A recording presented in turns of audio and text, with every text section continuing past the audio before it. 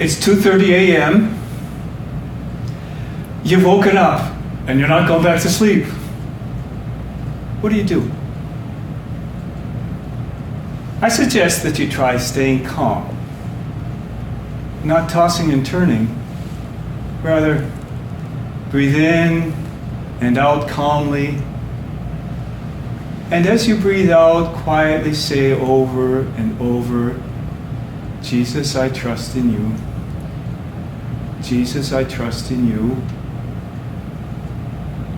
For whatever reason you're awake, know that you are not alone. The Lord is with you. I recommend as well holding a rosary in your hand when you sleep and gently calling out to the Lord and to Mary. With so much anxiety we've been holding during COVID times, I suspect moments of sleeplessness are much more frequent for many people. The huge challenge of these times is isolation, separation.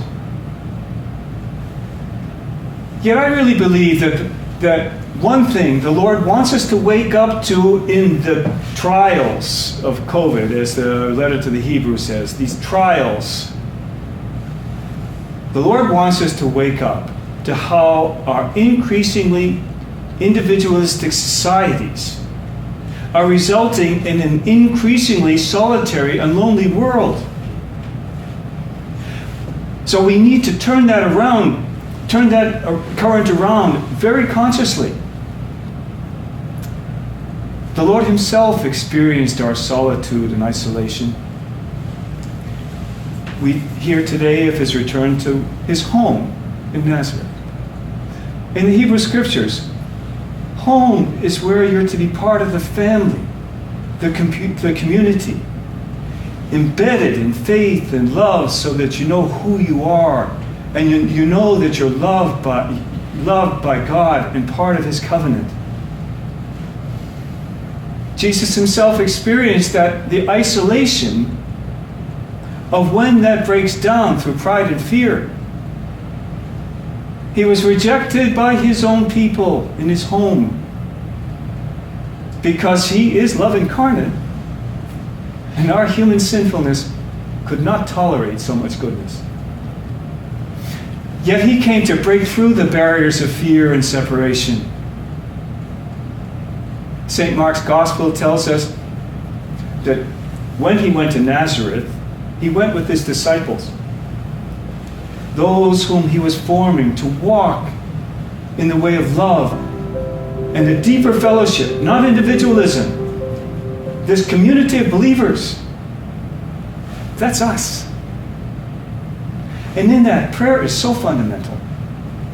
It's our starting point, really. Calling out to him, meeting him, the love that profoundly heals and transforms us.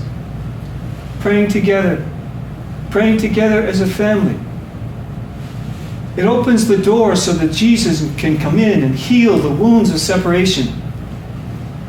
And then we are to look around and to see how we can build up our families and our communities in this love and fellowship.